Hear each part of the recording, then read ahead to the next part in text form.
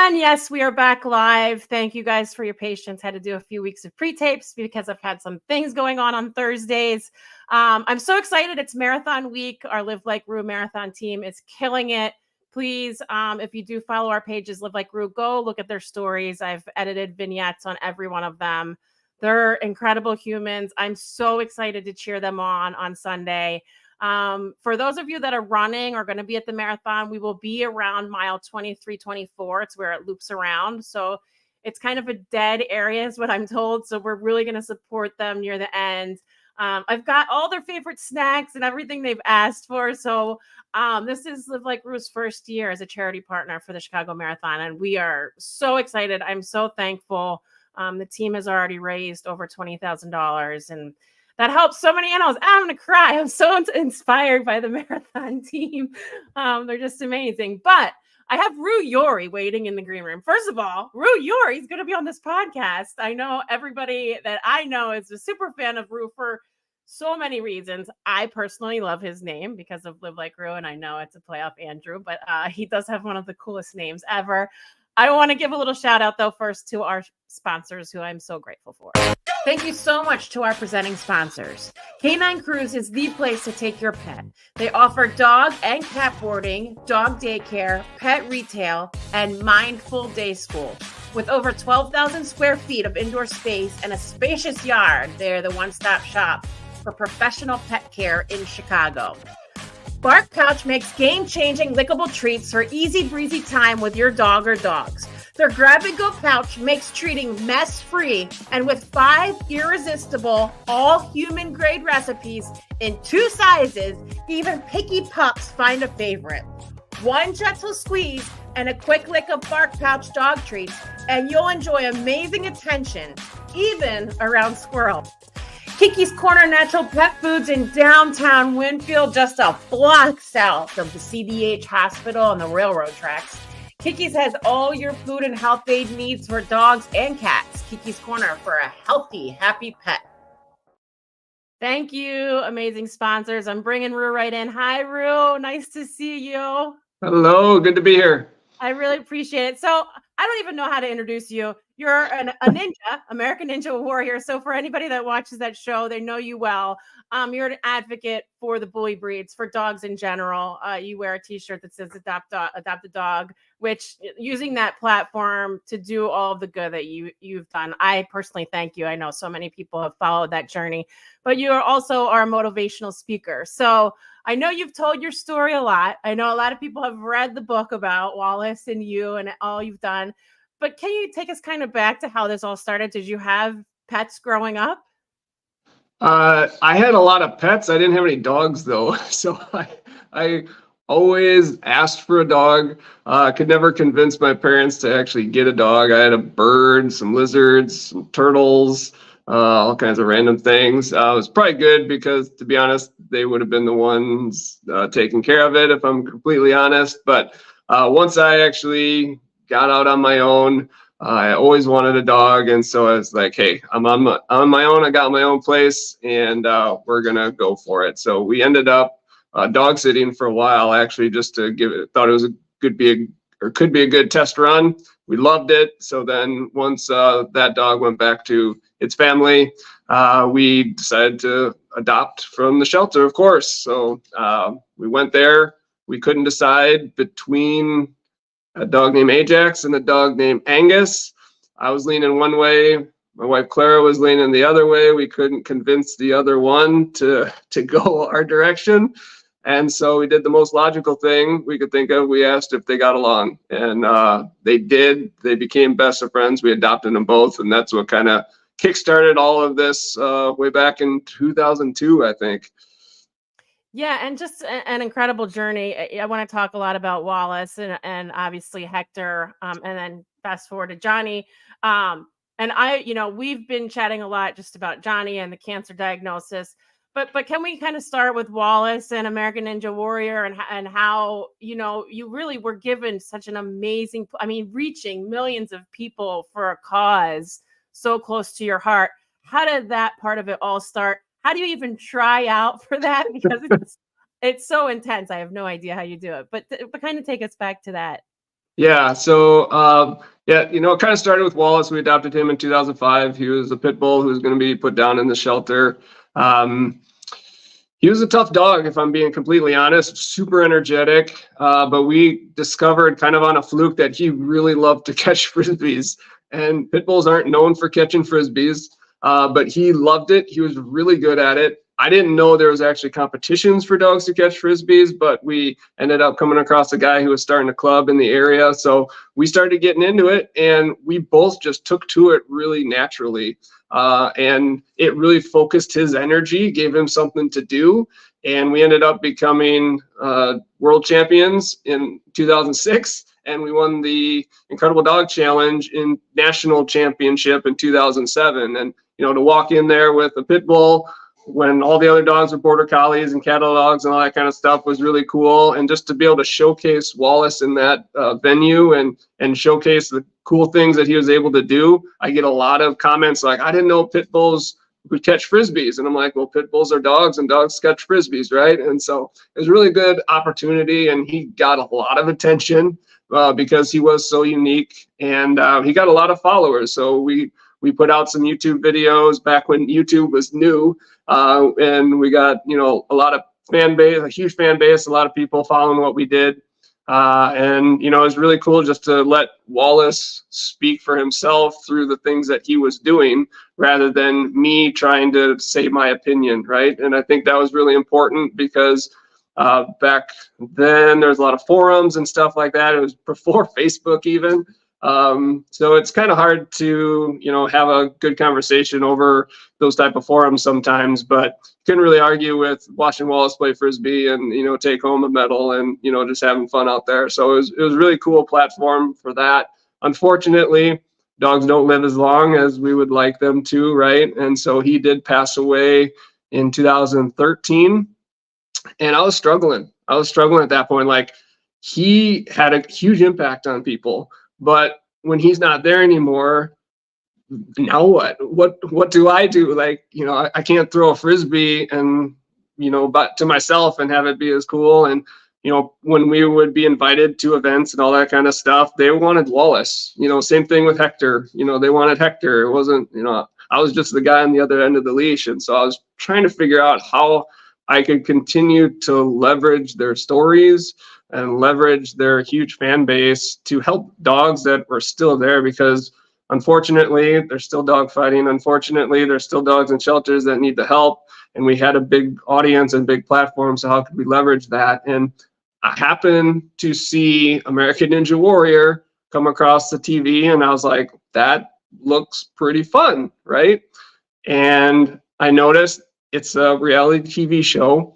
And while it is a competition, they would highlight the backstory of some of the athletes, right? And so I thought, what if I could actually get on that show, see if I could do the obstacles just because I thought it'd be fun, but also continue to share Wallace's story and Hector's story and continue to use that platform to encourage people to adopt a dog. So, it worked. I put in my application, fortunately, in 2016 for season 8. And I was fortunate enough to get picked.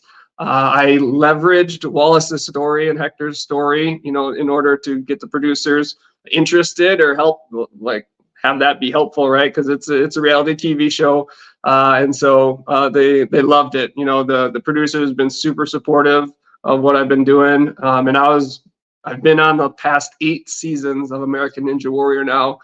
They featured me multiple times, and it's just been a great experience. Like I said, the producers were super supportive of what I was doing. They featured Wallace multiple times. It's just been a great experience. And yeah, it's kind of filled that void, if you will, or kind of helped me continue to advocate for the dogs who need it today through a different platform. It's been amazing. Yeah. And pretty remarkable to stay in game shape that long, but the goal, and really, your passion, I'm sure drives you, because having that amount of eyes on NBC, one of the big 3, like, it gives me chills just thinking about how cool that is. I really liked, and I totally agree with you saying, with Hector and with Wallace, it was always about them. And really talking to Aladdin's mom, Michelle, a few weeks ago on this podcast, she was the same way. You were just left with like, and me with Roo, like, what next? Like, what am I doing with all these people that just want me to do something? Yep. Do you feel that pressure still kind of to like keep going? I mean, you have now Johnny, you have all these other dogs. You obviously have, you know, ANJ, but like, sorry, ANW. Yeah, I said that right. ANW. Yeah. So, but do you feel kind of that pressure to keep like delivering and keep their memory alive? Because I think, and I know obviously you've got your charity work and all of that, but it can be a little bit stressful to figure out, okay, what next? Yeah, totally. Absolutely. And it's like, I want to honor Wallace. I want to honor Hector. You know, I want to continue to keep their stories going, but it is hard. It's harder when they're not around. You know, I can't continue to make Frisbee videos with Wallace. I can't continue to create that content. I can't continue to have Hector go and visit nursing homes and schools to talk about, you know, dog bed prevention and how to act around dogs. So, you know, it definitely is challenging. And I've talked to a number of people that, you know, have done a similar thing to me. And yeah, like you with Roo and Michelle with Aladdin, it changes, you know, and it's hard. Like, how do you continue to do that? And so I feel pretty fortunate that I was able to do that through American Ninja Warrior. To be honest, now that I have decided to kind of have this be my last season, I'm not sure where this is going to go, if I'm being completely honest. You know, we do have a nonprofit, Wallace the Pitbull Foundation, that you know, we're continuing to try to do work through. At the same time, yeah, it's you feel that pressure because, again, I want to honor them as much as I can and keep their story going, but it's definitely a different ball game when they're not around. And, you know, how do you continue to have that happen and have the same impact, right? Yeah, so tough. So I want to talk a little bit about Hector because, you know, wow, just wow. I mean, going from being a Michael Vick dog to the therapy, and it makes me, I'm going to start to cry. But like, just you had people like just really wanting to know what he was doing every day, and not just him, like all the Michael Vick dogs. Yeah. But can you kind of take us through what that was like? Number one, to like welcome him into the home, and you know, really like watch him then thrive with your love. I mean, it's just a remarkable story. Yeah. Hector was a pretty incredible dog. So he was pretty solid with everything. It was like you were living in Hector's world, right? I mean, he came in, he was a very confident dog. He integrated into our household of dogs really quickly, actually. So he was pretty good with other dogs. We would walk down. I mean, we were invited on I think it was the CBS Early Show or something. So we were walking down downtown New York, and he was just walking like it was his city, right? So, and not all the dogs were like that. A lot of them were more affected from where they came from, but Hector was just solid from the get-go. And I just felt like I really just needed to provide him a good home and a good place to be so he could show off who he really was. And I was really honored to be able to do that. And it was always a really great lesson because Hector actually came from the dogfighting ring, right? And Wallace grew up with another dog. Wallace was actually not good with other dogs at all, and we had to continue to manage that throughout his life and keep him separate from other dogs. But Hector, we had incorporated into our dogs here in the house pretty quickly. So if you look at that, you're like, I have one dog that was from a dog fighting ring and another dog that was raised in the house. If you had to choose which one you think would be not good with other dogs, right, you would think it'd be Hector, not Wallace, but it was complete opposite. And so that was always a good lesson, just to say, hey, you know, they're individuals. Yes, you know, we have tendencies, they have their backgrounds, but, you know, it is a nature versus nurture type of thing. And, you know, there's a lot more to that equation, and we can't just judge the dog because of what they look like or where they came from. We really need to take an opportunity to get to know that dog and let them show us who they are. And so that was always a message that I tried to share through both of them. And and just letting Hector meet people. We called it the Hector flop. I would pick him up and flip him over, and he would just lay like a baby, and it would, show the scars from his past life. And it was just really powerful for people to see that and meet him and see how great of a dog he was. Coming into our house, it was more like he just needed to learn how to be in a house. He thought like the potted plant in the corner was a stick to play with, right? So he like drug that across the living room at first, or he would stand up on top of the dining room table, probably thinking, it's kind of like his doghouse in the yard. So we had to kind of teach him those type of things, but he was really solid from the get-go. And so it was pretty incredible. Yeah, I'm sure you feel so lucky to have had him in your life. And again, another dog you lost to cancer, which is just totally tough when you get a dog out of that situation. And it happens with a lot of dogs that I've helped to save too from Chicago Animal Care and Control. I was there when they got saved and rescued, and unfortunately a lot of them end up with cancer or some other kind of ailment that kills them eventually. And it almost makes you feel worse because you got them out of that wherever they were from before they went to animal control. You've healed them, they've become this magical dog, and then they get sick. It's really, really hard to take. So thank you for doing that. I know it wasn't easy. I know it's not easy to separate dogs, but just amazing work. Yeah. So the next thing is, I know it's hard for you to kind of look ahead, but can you think about your future? And what happens to me is I'm always like, okay, what are we doing next? What are we doing next? Can you kind of look back and realize the impact that you made on like really the everyday person that's watching, NBC and seeing Adopt a Dog and maybe has gone to breeders before. So can you look ahead and can you look back and appreciate where you've come from? Yeah, I think I've been looking back a lot lately, and I've been trying to appreciate that. I have gotten messages, that indicate that, hey, I saw you on American Ninja Warrior, and so we've decided to adopt our dog because of that. We didn't even think about going to the shelter or something like that. So those are the times that make it really worth it, right? And that's honestly the reason that I've continued for as long as I have so far. I can't believe it's been 8 seasons on American Ninja Warrior. That's crazy to me because I have to apply every single year. So it's not a given that, I'm going to be on the show year after year just because I was on it before. And so, yeah, just kind of knowing the platform that has and knowing one of the producers actually of American Ninja Warrior. I was doing one of my interviews, I think last year, and he's like, "Yep, we were going to get a dog, and I knew we were going to adopt it because I knew that you'd be upset if we went to a breeder." So it was kind of cool. So just hearing those type of impacts are nice, and yeah, definitely helps make it worth it. And that's the hard part that I'm walking away from right now, right? So I know that it does have an impact.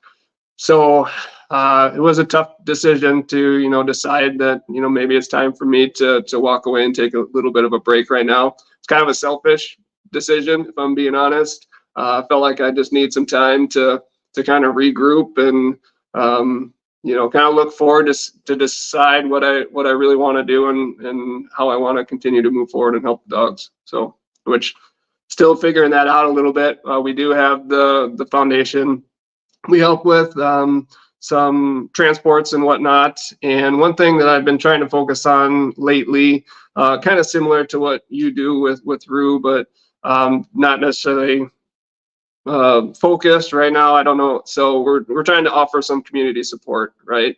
There's people here that it's tough. They might not have the money to get the dog spayed and neutered, or get it for a checkup, or get it just some antibiotics or something, or just some food. When the pandemic hit, when people lost their jobs for a while, I was going around and just donating food. So I'd like to kind of continue to do that here on a local basis at least. And I've had kind of a bigger reach, and it's been amazing. At the same time, I don't feel like I have a ton of connection with a lot of that as well. And so I feel like it's maybe time for right now to maybe kind of dial it back a little bit and, kind of help the community that I live in and help support that for right now. So we'll see where it goes, but that's kind of where I'm thinking right now.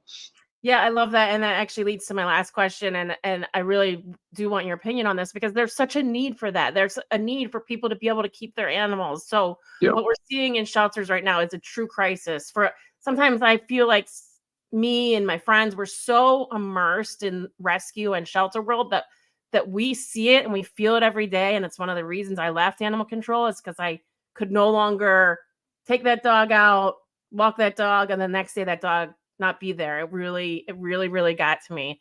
And I'm seeing it now with my friends and other volunteers at animal care and control and rescues.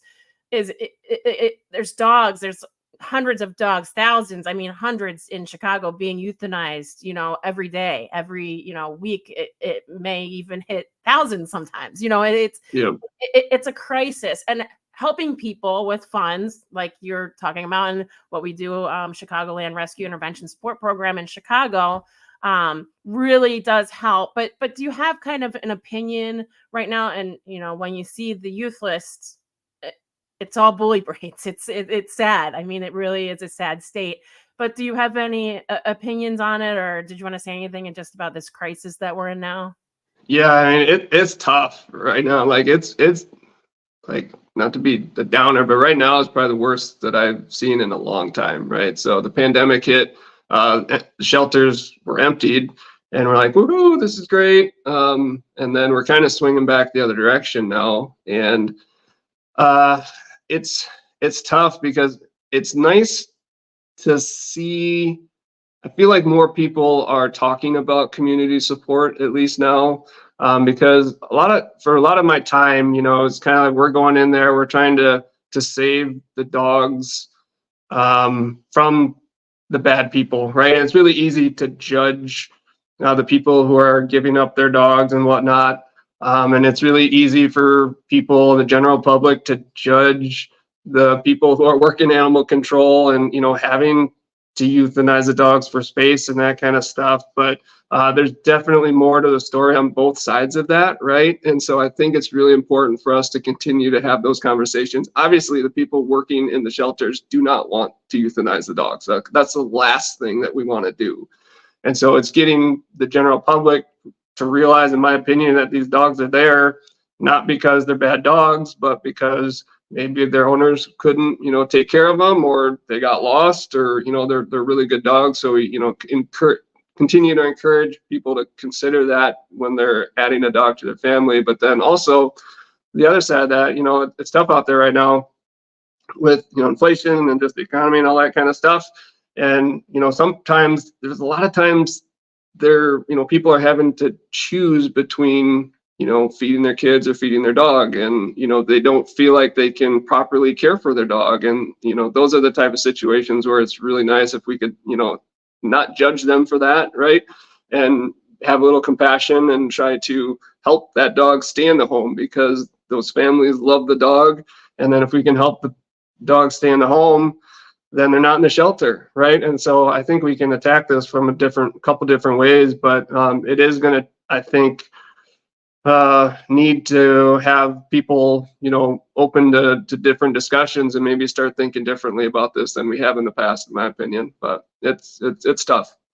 Yeah, I couldn't have said it better. And I used to be one of those people that would judge the owner surrenders, the line out the door. And when we started to do CRISP, I learned that you got to listen. Like, you have to listen to this woman that is in tears right now, surrendering her dog, because just even sometimes listening and trying to empathize and sympathize goes a long way. And that dog, that's one less dog or cat or gerbil, whatever, in the shelter, that's huge. And there has to be some kind of compassion. And again, sometimes I think we're so immersed in rescue and shelters that it's hard for the general public sometimes to understand and see it.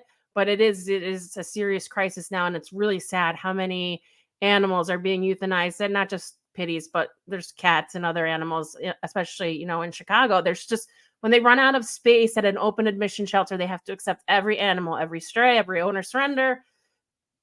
They're out of space. There's no more cages. So, process of what's going to happen next, it's unfortunately losing them. So, Roo, thank you so much. I'm a super fan. I know a lot of my friends are a super fan. We have so much respect for the fact that you used your incredible platform to advocate for not just, pitties, but dogs in general, and to adopt. And it's so important right now. So important. So thank you so much for your time. And maybe in a year we can, revisit and see where you are. And best wishes to Johnny too. I know Live Like Roo has been helping Johnny boy with some cancer. That sweet, sweet boy. But we're sending all our love to him too. Yeah, thank you so much. Yeah, again, shout out to all that you do. I think what you're doing is incredible, and really appreciate your support with Johnny. He is doing great. Yeah, he's deaf in one ear now, but the tumor is gone, and he's happy. And him and Juju are running around like best friends again. So really appreciate your support, and likewise, totally respect and big fans of you as well. I can't believe we actually haven't met in person. Like, I know, this is crazy. Like, for as many times as you've been in Chicago too, I know. it is. We may have been in like the same room at one time, like early on, and I just didn't know it. But yeah, definitely would love to see you next time you're here, or I know I make my way that way too. So thank you so much, Roo. Have a great night. I really appreciate it. Thanks, you too. We'll talk to you later. All right, bye. Oh, an amazing guest. I feel so honored to have him on, and a really great candid conversation near the end there about shelter systems now. And please, really try to understand what's going on with people when they can't, like he said, sometimes you're choosing, between feeding your kids and your dogs. It's really sad right now. And it's really a sad state of affairs because of the economy. And people having to choose, but I've never seen youth numbers this high. And it's, shout out to the animal control volunteers and rescues who are trying, to make it better. Supporting sponsors, you're up. Thank you to the following supporting sponsors. Twin Tails Market and Barkery is a local family-owned business that has been serving the community for close to 7 years. Located in Palos Park, Twin Tails has everything you need to give your dogs and cats healthy and natural foods, treats, chews, toys, and so much more. You can also find them at www.twintailsmarket.com and on Facebook and Instagram as Twin Tails Market. At the Canine PT, we're dedicated to enhancing the lives of your four-legged companions through canine rehabilitation services. Throughout October, we're showing our appreciation for word-of-mouth referrals by giving away a play session at Bodsley's Backyard to our top referrer. For more information, visit the K9 PT. That's THEK9PT.com. Anything is Possible is Chicago's premier dog training company. They offer group classes for every stage of your dog's life and have a talented team of behavior specialists to work through any issues that need modification using positive reinforcement. Liz Starks at Guaranteed Rate. Check with Liz for the absolute best mortgage options. She helps when others can't and even calls it rescue loans. Buyers, sellers, or investors, give Liz a call. She can lend in all 50 states. NMLS number 224526. Kimberly Kingen Photography. Kimberly is a professional photographer from Chicago who loves animals as much as you do. Her pet portraiture celebrates pure love, connection, and the beauty of life with our furry loved ones by our side. Kimberly has done some bucket list photo shoots for our Live Like Roo dogs. She does amazing work. Please check her out for your holiday photos coming up too. Thank you, supporting sponsors. We love you so much. Quick reminder. So this video goes out live every Thursday, sometimes live from tape if I'm doing stuff. But just a reminder, you can listen on Friday, and usually it posts before Friday. So on your commute to work every Friday, you should be listening to a brand new episode. Spotify, iHeartRadio, Odyssey, Apple Podcast. I think Google Podcast is going away, so I'm going to have to get rid of that. Amazon Music. You can listen to them everywhere. Guys, next week, I have really special guests. So Pet Loss Community, we just started working with them at Live Like Roo. And it's Dr. Tarantino, who is a senior dog doctor. I love her. Please go follow her on Instagram. Dr. Lippman, who is also a veterinarian, and Dr. Lawler, who is, I believe, a veterinarian and a psychologist. So what they have done is incredible. So they now partner with us, and for people that have lost their pet or are going to lose their pet, they provide a Facebook group, one-on-one counseling, or I believe it's monthly YouTube or not, monthly Zoom meeting. Sorry. Anyway, they have incredible resources also on their website. I'm honored to have them on. Just the work that they're doing is incredible. I met Dr. Lippman at PetCon this past summer in July. And then we did some follow-ups and some calls. And I'm so honored to be able to offer this to Live Like Roo clients, basically. And we cover the fees for the counseling. So if they want to do Zoom, if they want to do one-on-one counseling, if they want to join the Facebook group, we cover that. And Pet Loss Community gives us a bit of a discount. But that resource that we have for Live Like Roo for anticipatory grief, which again, we've talked about on here a lot, for the grief after you lose your pet, it's really, really difficult, as we all know. Most of you that are listening to this have lost a pet or may have an ill pet, and having them as a resource is incredible. I cannot wait to have them on. The vast knowledge that the three of them have together is just incredible. And like I said, Dr. Tarantino, her email address was something about senior dogs, and I'm like, I love you. And then I showed her some pictures of Mac and Herman, who's not really senior at 10. But anyway, that's enough. Thank you guys. So yeah, please tune in. We'll be live. I think we're going to be live. No, we're not going to be live. It'll be live for you guys, but I have to pre-tape it because I've got my husband is getting an award. So thank you guys for listening. Thank you, Roo Yori, just an exceptional human being. Yeah, to see. Good, Jacqueline. Yeah, thank you. He's been a great guest. Again, I'm really honored that he was here with me.